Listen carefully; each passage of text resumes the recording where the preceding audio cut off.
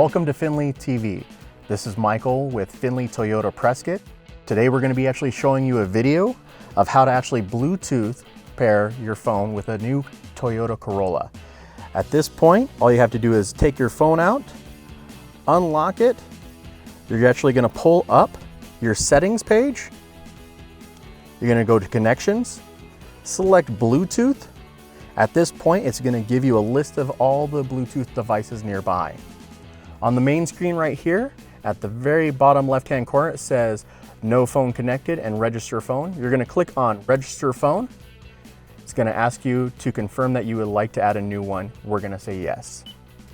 At this point, the vehicle is actually going to be scanning the area of finding anything that we have that's set for Bluetooth right now. As you can see, it's actually pulled up my Galaxy. I'm going to click on that. It has actually sent a pass key from the vehicle to my phone to confirm that I'm connecting to the correct vehicle. We're going to click OK. At this point, it's actually downloading all of my contacts and asking for permission to actually set up for text messages as well. At this point, it's going to also say a little check mark saying connected. When you'll know when you're done is that it's actually going to give you up to 4 speed dials in the bottom left-hand corner on the main screen. If you actually want to set any of those up for your contacts, all you have to do is select and hold. You'll hear a beep noise.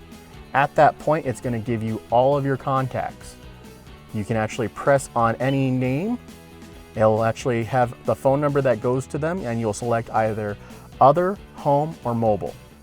You select that, and it'll bring them up into whatever position you set it for.